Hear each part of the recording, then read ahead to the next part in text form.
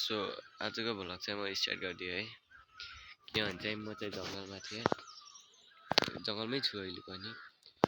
अनि लिफ्टमा आएर आएको थिएँ यहाँसम्म, तर त्यो दाइले यस्तो भनौँ इमोसनल के आफ्नो स्टोरी सुनाएर है, मलाई लाग्छ कि त्यस्तै हुँदो रहेछ भन्ने।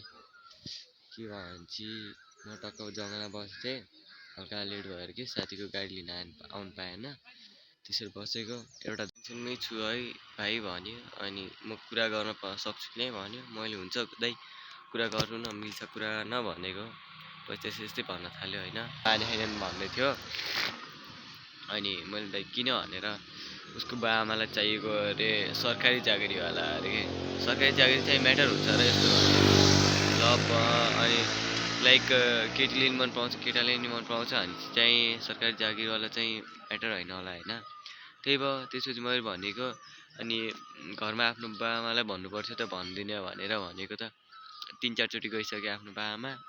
अनि तिनीहरूलाई पनि बेइज्जत गरेर पठाइदिएछन्। अझै पनि जान्छु भन्दैछन् बाआमाले, मानेनन् भनेपछि गाह्रो छ भाइ भन्दै थियो। पछि मैले दाइ त्यस्तो खै थाहा पाएन, अब केटीलाई भन्नु नि त, नभए केटीसितै भागिदिने। अनि भागेर पनि त धेरैले बिहाएर त भागेर बिहाएर नि हुन्छ भनेको। केटीले ब्लक गरेर बस्यो कि गरे के,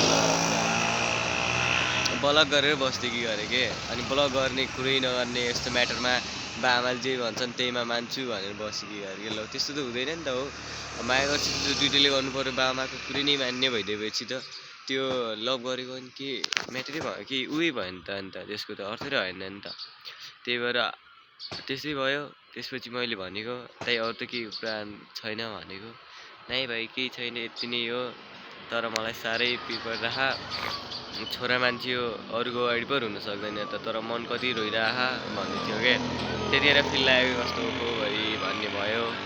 त्यसपछि सुसाइड गरिदिन्छु भनेको त ल स्कुटीमा सँगै बसेको थियौँ, अनि सुसाइड गरिदिन्छु भनेको दाइ यस्तो गर्नु हुँदैन के भनेको मैले त। अब यस्तो गरेपछि गाह्रो हुन्छ, घरमा बाआमालाई हेर्नु, घरमा फ्यामिली पाल्नुपर्छ। त्यो जब एउटा केटीले छोड्यो भन्दैमा सुसाइड गर्ने होइन भनेको।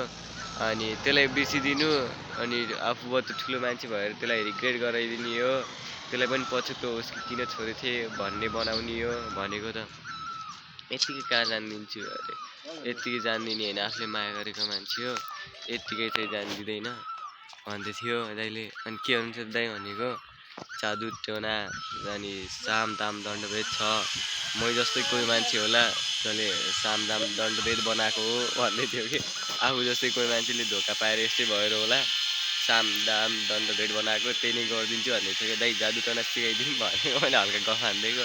नाइ भाइ पर्दैन, म जादु टोना गर्दैन, साम दाम दण्डभेद छ, यति मानेन भनेपछि आफूले माया गरेको मान्छे हो, यत्तिकै जान त कहाँ दिन्छु त, म त किडन्यापै गर्न किन्न परोस् भन्दै थियो कि त्यो दाइले। तर माया चाहिँ होइन, यति धेरै गर्दो रहेछ कि, केटाहरूले पनि माया धेरै गर्छ भन्ने मलाई त्यहाँबाट थाहा भयो नि त। साम दाम दण्डभेद जादु युज गरिदिन्छु अरे कि। मलाई त लास्ट रमाइलो लाग्यो कि, रमाइलो भन्दा नि हल्का लाइक इमोसनल पनि भइयो हल्का। पछि चाहिँ हाँसो लाग्यो कि साम दाम दण्डभेद युज गर्छु भन्दाखेरि चाहिँ होइन। साम दाम दण्डभेद पनि आफू जस्तो मान्छे भएको भए हो, त्यही भएर त्यसले त्यो साम दाम दण्डभेद बनाएको हो भन्दै थियो क्या दाइले। मैले होला दाइ खै भने। अनि त्यसो मलाई के भने, भाइ यस्तो कुराहरूमा लाग्नु हुँदैन है, गाह्रो छ, मान्यो भने मान्यो, होइन भने त किडन्याप गर्नुपर्छ होइन नि, अनि जादु टोना आउँछ सबै गर्नुपर्छ भन्दै थियो। मैले ल दाइ तपाईँको मर्जी जे गर्नुहुन्छ गर्नु, मलाई यतै उतारिदिन्न भने कि। त्यसले छोडिदियो। म थ्याङ्क यू दाइ भनेको, भाइ राम्रोसित जाऊ, यस्तो चक्करमा लाग्नु हुँदैन भनेर सम्झाउँदै थियो क्या त्यो दाइले। लाइक त्यो दाइको स्टोरी सुनेर पनि होइन, मलाई अर्कै फिल आयो क्या यार। माया गर्ने त्यो भयो, त्यो त सजिलै छ, पछि गएर बिहे गर्दाखेरि त एरेङ तेरेङ हुने रहेछ कि। लाइक त्यहाँबाट गाह्रो भयो नि त, त्यही हो।